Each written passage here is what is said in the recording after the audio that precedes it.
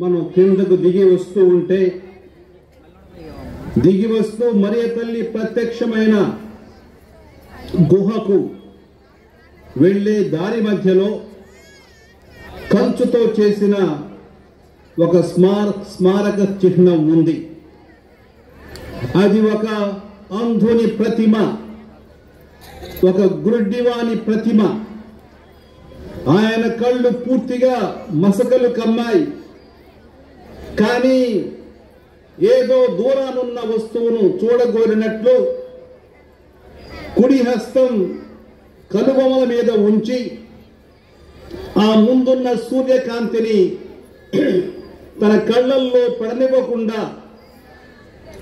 దూరంలోనున్న వస్తువును సరిగా చూడడానికి ప్రయత్నిస్తున్నట్లు కనబడుతుంది. ఆ ప్రతిమ చూడాలనుకుంటున్నాడు కానీ చూడలేకపోతున్నాడు అన్నట్లు మనకు అర్థమవుతుంది. ఆ విగ్రహం యొక్క క్రింది భాగంలో ఒక చిన్న శిలాశాసనం మీద ఈ మాటలు వ్రాసి ఉన్నాయి. ఈ స్మారక ప్రతిమ తన క్రైస్తవ విశ్వాసాన్ని తిరిగి పొందిన ఇటలీ దేశానికి చెందిన స్త్రీ కోరిక మేరకు ఇది ఇక్కడ ఉంచబడింది. ఈ స్మారక ప్రతిమ తన క్రైస్తవ విశ్వాసాన్ని తిరిగి పొందిన ఇటలీ దేశానికి చెందిన స్త్రీ కోరిక మేరకు ఇది ఇక్కడ ఉంచబడింది అని వ్రాసి ఉంది. దృష్టిని పొందడం కంటే విశ్వాసాన్ని పొందడం మహాభాగ్యంగా పరిగణించిందామె. ఆమె పేరు అలెస్సాంద్రా కార్లోత్తి. జీవితం చాలా మలుపులు తిరిగి చివరకు మళ్ళీ తన విశ్వాసాన్ని పొంది జీవితంలో ఎవరూ ఊహించని విధంగా జనవరి నెల 2వ తేదీ 1931 సంవత్సరంలో ఆమె ఒక కొత్త కార్మెల్ సభను స్థాపించి తాను ధన్యురాలైంది. సహోదరి సహోదరులారా, విశ్వాసం అంటే మన భక్తి అది దృష్టితో పోల్చబడింది. మనకు దృష్టి చూడగలగడం ఎంత ముఖ్యమో విశ్వాసం అటువంటిదని దీని భావం. యోహాను సువార్త 9వ అధ్యాయంలో దృష్టిని పొందిన పుట్టు గ్రుడ్డివాడు బర్తీమయి అంటాడు ప్రభువుతో, ప్రభువు నేను విశ్వసించుచున్నానని చెబుతాడు. నీవు నిజంగా పరలోకం నుండి వచ్చి ఉంటేనే మాత్రం నాలాంటి వ్యక్తికి చూపునిస్తావు. కాబట్టి నిన్ను నమ్ముతున్నాను, నేను నిన్ను విశ్వసించుచున్నాను అని తన ఆనందాన్ని వ్యక్తం చేస్తాడు. దానికి ప్రత్యుత్తరంగా ఆ భక్తిమయుని అతనికి దృష్టి ఇచ్చిన క్రీస్తు ప్రభు ఏమంటాడంటే, చూపులేని వారు చూచుటకు నేను ఈ లోకానికి వచ్చి తిని అని ప్రభు చెప్పాడు. కాబట్టి నీవు నిజంగా పరలోకం నుండి వచ్చి ఉంటేనే మాత్రం నాలాంటి వ్యక్తికి చూపునిస్తావు. కాబట్టి నిన్ను నమ్ముతున్నాను, నేను నిన్ను విశ్వసించుతున్నాను అంటూ తన ఆనందాన్ని వ్యక్తం చేశాడు. దానికి ప్రభువు చూపులేని వారు చూచుటకు నేను ఈ లోకానికి వచ్చాను అని ఆయన చెప్పారు. చూపు లేకుంటే ఏం జరుగుతుంది? ఈ సుందరమైన ప్రపంచాన్ని చూసి తిలకించి ఆనందించే భాగ్యాన్ని మనం పరిపూర్ణంగా కోల్పోతాం. కళల ద్వారా మనం నేర్చుకోగలిగే అన్ని విషయాలను కోల్పోతాం. ఎన్నో విద్యలు అభ్యసించి మన జీవితాన్ని ఒక మలుపు తిప్పుకుంటాం. ఒకవేళ చూపే మందగిస్తే, ఒకవేళ చూపే తక్కువైతే, చూపే కోల్పోయితే, మనం అంధులమైతే ఆ స్థితికి ఉన్న సవాళ్లు 1,10,000. భౌతికమైన చూపు కోల్పోతే మనకు ఇన్ని సవాళ్లున్నాయి. అదేవిధంగా మనం గనక ఆధ్యాత్మిక దృష్టి కోల్పోతే, అంటే విశ్వాసాన్ని కోల్పోతే, భక్తిని కోల్పోతే మన జీవితం దుర్భరమవుతుంది. జీవితానికి ఒక లక్ష్యం లేనప్పుడు మన అందరికి అదంతా చీకటమయమవుతుంది. మన జీవితమే వృధా అయిపోతుంది, ఆవిరైపోతుంది. కాబట్టి సహోదరి సహోదరులారా, ప్రతి వ్యక్తికి విశ్వాసం అనేది చాలా ముఖ్యం. మరియమాత ఎలిజబెత్ను సందర్శించడానికి వచ్చినప్పుడు ప్రభువు పలికిన వాక్కులు నెరవేరునని విశ్వసించిన నీవు ఎంత ధన్యురాలవు అని చెప్పింది. ప్రభువు పలికిన వాక్కులు నెరవేరునని విశ్వసించిన నీవు, ఓ మరియా, నీవు ఎంత ధన్యురాలవు అని పిలిచింది. అలా ఆమెను ప్రశంసించింది. లూర్దు మాత పుణ్యక్షేత్రానికి వచ్చిన చాలా మంది భౌతిక స్వస్థతల కోసమే రారు. వచ్చిన వాళ్ళలో చాలా మంది నాకు విశ్వాసం లేదు, నాలో విశ్వాసం సమకూర్చు తల్లి అని ప్రార్థిస్తారు. నాలో నమ్మకం లేదు, నా నమ్మకం సన్నగిల్లింది, నాకు సాయం చేయి తల్లి అని ప్రార్థిస్తారు. మరికొందరు నేను విశ్వసిస్తున్నాను, నా విశ్వాసాన్ని పెంపొందించు అని వేడుకుంటున్నారు. జరిగే గొప్ప అద్భుతాలలో చాలా ముఖ్యమైనవి విశ్వాసాన్ని రగిలించే అద్భుతాలే. తల్లిదండ్రులు వచ్చి ప్రార్థన చేసుకుంటున్నారు. మీకేమి కావాలి, ఇక్కడ ఎందుకు వచ్చారు, ఏం ప్రార్థన కోరుతున్నారు అంటే, అవిశ్వాసులైన తమ పిల్లలను వాళ్ళలో విశ్వాసాన్ని పెంపొందించాలని చాలా దూరం నుంచి వచ్చి ప్రార్థన చేస్తున్నామని చెప్పారు. ఇది పచ్చి నిజం. జీవితంలో ఒక లక్ష్యం ఏర్పడడానికి ఈ విశ్వాసం చాలా ముఖ్యం. విశ్వాసం అనేది ఒక శాస్త్రంలోనో లేక ఒక వాదం మీదనో మనకు రాదు. మనం విశ్వసించేది ఒక వ్యక్తిని, ఆయనే క్రీస్తు భగవానుడు. ఆయనలో మన భక్తిని పెంపొందించేది, మనకు సాయపడేది మరియ తల్లి. నన్ను విశ్వసించిన వాడు మరణించినను జీవించును అని ప్రభువు చెప్పారు. యోహాను సువార్త 11వ అధ్యాయం 25వ వచనములో. కాబట్టి దేవుణ్ణి విశ్వసించడం అంటే యేసు ప్రభుని విశ్వసించడం, ఆయన పైనే సంపూర్ణంగా ఆధారపడి జీవించడం. ఆయన జీవిత విధానమే మన జీవిత విధానంగా మారిపోవడం, మన తత్వం ఆయన తత్వంగా మారిపోవడం. భౌతికంగా మన జీవితాన్ని సాఫీగా జీవించడానికి కనుచూపు ఎంత ముఖ్యమో, మన ఆత్మీయ జీవితానికి, మన సంతోషానికి, మన సుఖ సంతోషానికి విశ్వాసం అనేది అంత ముఖ్యం. అందుకే ఎరికో పట్టణం నాకు ప్రభువు ప్రవేశించినప్పుడు అక్కడ తిమయి కుమారుడైన బర్తిమయి గట్టిగా అరిచాడు. అతడు అంధుడు, పుట్టుకతోనే అంధుడు. దావీదు కుమారా, యేసు ప్రభు నన్ను కరుణింపుము అని గట్టిగా అరచి ప్రభువుకు తన మనవిని విన్నవించుకున్నాడు. మనవిని ఆలకించి తన దగ్గరకు పిలిచి, నన్నేం చేయమని కోరుతున్నావు అని అడిగాడు ప్రభువు. అతను అంటాడు, అంధుడనైన నాకు చూపు దయచేయుము అంటాడు.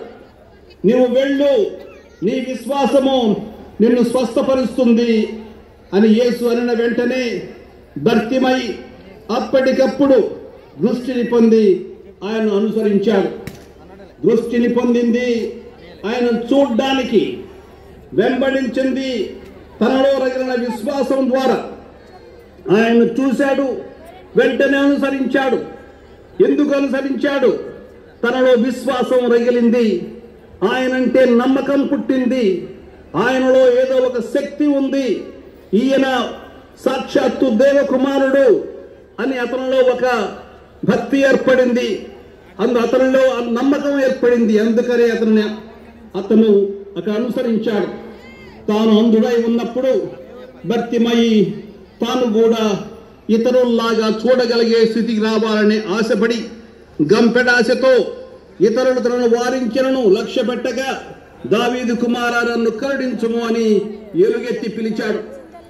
ప్రభువు తన కోరికను మన్నించి తన కోరికను కోరమన్న తక్షణం తన మనోవేదనను విన్నవించుకొని వెంటనే చూపును పొందాడు. పొంది అక్కడ ఉండలేదు, అతడు ప్రభువును వెంబడించాడు. మనం మటుకు ఎంతవరకు ప్రభువును వెంబడిస్తున్నాం? మనందరం చూడగలం. మనందరికీ విశ్వాసం అనేది ఉంది. 130 సంవత్సరాల విశ్వాసం ఉంది ఈ ఊరిలో. అనేక మంది ఈ ఊరు తెలిసిన వాళ్ళు, బంధువులు, ఇక్కడ నివసించే వాళ్ళు, మన విశ్వాసం ఎలా ఉంది? మనందరిది రగిలే విశ్వాసమా లేకుంటే నిద్రపోతున్న విశ్వాసమా? భౌతికమైన చూపు మనకు ఎటువంటి ఆనందాన్ని, స్ఫూర్తిని ఇస్తుందో ఈ ఆంతరంగిక విశ్వాసం మనందరిని దైవాజ్ఞలో నడిపిస్తుంది. అందుకే పౌలు భక్తుడు తన చివరి రోజుల్లో అంటాడు, నీవు విశ్వాసంపై దృష్టి నిలుపుకొని అని తిమోతిని హెచ్చరించాడు. నీ విశ్వాసంపై నీ దృష్టిని నిలుపుకో అని తిమోతిని హెచ్చరించాడు. అదేవిధంగా భౌతిక మన విశ్వాసానికి కారకుడు క్రీస్తు ప్రభు. ఆయనే మన విశ్వాసానికి పరిపూర్ణతను చేకూరుస్తాడు అని హెబ్రీయులకు రాసిన లేఖలో 12వ అధ్యాయం 12వ వచనంలో చదువుతున్నాం. ఆయనే మన కష్ట సుఖాలకు అర్థాన్ని ఇచ్చేవాడు. ఆయనే మనందరికి జననము, మరణము, ఉత్థానము, మన రక్షణాన్ని మనకు చేకూర్చి పెట్టేవాడు. ఆయన ద్వారానే రక్షణ చరిత్ర 2000 సంవత్సరాల పొడుగున విశ్వాసం ఫలసిద్ధిని పొందింది. మరియమాత ఎవరు? మరియమాత మొదటి విశ్వాసిని. ఆమె మొదటి విశ్వాసి. మొదటి నుండి యూదా స్త్రీగా తన విశ్వాసాన్ని నిలుపుకొని దైవ ప్రణాళికలో ఆమె పాల్గొంది. గాబ్రియేలు దూత మరియ తల్లితో మంగళవార్త చెప్పినప్పుడు ఆమె ఒక మాట చెప్పి, ఇదిగో నేను ప్రభుని దాసిరాలను అని సెలవిచ్చింది. ప్రభు మాట్లాడిన విషయాలను అర్థం చేసుకొని అవి తన జీవితంలో నెరవేరాలని ఆమె దృఢంగా నమ్మింది. మనలో విశ్వాసాన్ని కలుగజేయడానికి ప్రభు కూడా మనతో మాట్లాడుతాడు. మాట్లాడి మనకు జ్ఞానోదయం కలిగిస్తాడు. ఈ విధంగా మనతో అనుబంధం పెంచుకోవాలని ఆయన మనల్ని ప్రేరేపిస్తూ ఉంటాడు. మన అంతరాత్మ ద్వారా మనలో ఆత్మీయంగా సంభాషిస్తాడు. ఆయన మాటను అర్థం చేసుకొని, ఆయన వాక్యాన్ని అర్థం చేసుకొని సంపూర్ణంగా విశ్వసించి ఎలాంటి షరతులు లేకుండా ఆయనకు మనం కూడా దాసులమవ్వాలని మరియమాత మనకు స్ఫూర్తి సుమాతృకనిస్తుంది. నరుడు హృదయంతో నమ్మి నీతిని పొందుతాడు, దాన్ని నోటితో ఒప్పుకొని రక్షణను పొందుతాడు అని పునీత పౌలు గారు రోమీయులకు రాశాడు 10వ అధ్యాయం 10వ వచనం. జీవితంలో ఏ విషయాలు ముఖ్యమో, దేనికి ప్రాముఖ్యం ఇవ్వాలో ఇంటి దగ్గర మనకు తల్లి నేర్పింది. మొట్టమొదటి ఓనమాలు, మొట్టమొదటి మాటలు, మొట్టమొదటి ప్రార్థనలు అవన్నీ మనకు నేర్పినవి మన తల్లి. అలాగే మన విశ్వాస జీవితంలో మనకు అసంపూర్ణత చోటు చేసుకున్నప్పుడు మరియ తల్లి తన విశ్వాసంలో మనల్ని భాగస్వాములను చేస్తుంది. అంటే మనతో తన విశ్వాసాన్ని పంచుకుంటుంది. దేవుడు క్రీస్తు ప్రభు చనిపోయే ముందు ఆ తల్లిని మన తల్లిగా ఇచ్చి వెళ్ళిపోయాడు. ప్రతి విశ్వాసికి ఆమె తల్లిగా ఉంది. కాబట్టి మనలో విశ్వాసం సన్నగిల్లినప్పుడు ఆమె తన విశ్వాసాన్ని మనతో పంచుకుంటుంది. పునీత లూయి మాంట్ఫోర్ట్ గారు అంటారు, ఈ విధంగా చెబుతున్నారు, పూర్వీకులు, దీర్ఘదర్శులు, అపోస్తలులు మరియు పునీతుల విశ్వాసము కంటే ఈ భూమి పైన మరియమాత విశ్వాసము అంత బలమైనది. కానీ ఇప్పుడు పరలోకంలో దేవదేవుని మహిమ వెలుగులో ప్రతి ఒక్కటి వీక్షిస్తున్నందున ఈ ఐహిక విశ్వాసంతో ఆమెకు పని లేదు. అయినప్పటికీ ఆమె పరలోకంలో ప్రవేశించు సమయమున మహోన్నతుడైన దేవుని కృపచే ఆమె తనకు ఆది నుండి ఉన్న విశ్వాసాన్ని కోల్పోలేదు. అందుకే అది చాలా పటిష్టమైన విశ్వాసము, కదలించలేని స్థిరమైన రాతి వంటిది. పెను తుఫాను మధ్యను, ఘోర అలజడుల మధ్యను నీవు స్థిరముగా సుస్థిరముగా నిలిచి ఉండుటకు సహకరిస్తుంది. ఇది అతి చురుకైన శక్తితో ముందుకు సాగే విశ్వాసం. దేవుని హృదయ గృహంలోనికి వెళ్ళడానికి ఒక మహిమాన్వితమైన తాళపు చెవి, సాహసము గల విశ్వాసము, వెలుగుతున్న దీపం వంటి విశ్వాసము, రక్షణాన్ని ఆటంకపరిచే దుష్ట శక్తులను నిలువరించడానికి శక్తి ఉన్న విశ్వాసం. ఇటువంటి విశ్వాసం మరియ తల్లి మనతో పంచుకుంటుంది. ఇది ఒక కవిత్వం కాదు. మరియమాత తన విశ్వాసాన్ని మనతో పంచుకుంటుంది. ఎలాగైతే తల్లి తన చిన్న శిశువుతో రైలు బండిలో ప్రయాణం చేసేటప్పుడు ఎదురొచ్చే రైలు బండి శబ్దం చేస్తే ఉలిక్కిపడి తన బిడ్డడు లేచి భయపడతాడేమోనని ముందే జాగ్రత్తగా తన బిడ్డ వీపు మీద చేయి వేసి ఆ బిడ్డకు తను అభయంగా నిలుస్తుంది. ఈ తీరులో మన ఆధ్యాత్మిక జీవితంలో అభయం ఇస్తుంది మరియమాత. మనం భయపడకుండా ముందుకు సాగాలని మనల్ని వారిస్తూ మనతో జతగా ఉండి మనల్ని విశ్వాస మార్గంలో నడిపిస్తుంది మరియమాత. అందుకని మనం ఈ మరియ తల్లి శరణు కోరాలి. ఈ మరియ తల్లి మనకి ఇవ్వబడింది, క్రీస్తు ద్వారా ఇవ్వబడింది. ఈరోజు మనం 2వ పఠనంలో దర్శన గ్రంథం నుంచి చదివాం.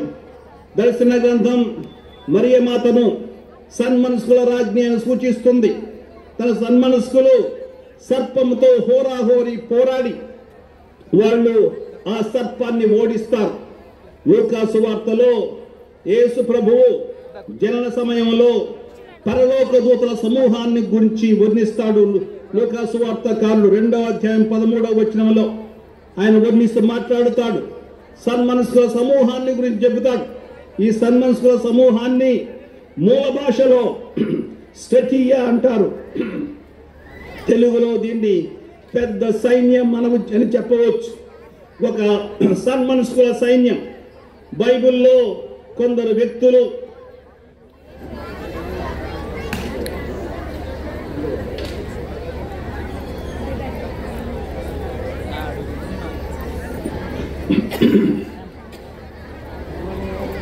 సన్మనస్కుల సమూహాన్ని మూల భాషలో స్టెటియా అంటారు. తెలుగులో దీన్ని పెద్ద సైన్యం అని చెప్పవచ్చు. ఒక సన్మనస్కుల సైన్యం. బైబిల్లో కొందరు వ్యక్తులు దేవుని సన్మనస్కుని ఆ దేవుని దూతను చూడగానే వారిలో కలిగే భావోద్వేగం ఏమిటంటే భయం. ఆ సన్మనస్కును చూడగానే వాళ్ళలో భయం పుడుతుంది. అందుకే ప్రతిసారి సన్మనస్కుడు ప్రత్యక్షమైనప్పుడు అతడిచ్చే మొదటి అభయం ఏమిటంటే భయపడకండి, భయపడవద్దు అని చెబుతాడు. ఒకే ఒక్క సన్మనస్కుడు ఒక వ్యక్తిలో ఎంత భయం కలిగిస్తే ఒక సన్మనస్కుల సైన్యం ఎంత భయాన్ని కలిగించాలి, చాలా పెద్ద భయాన్ని కలిగించాలి.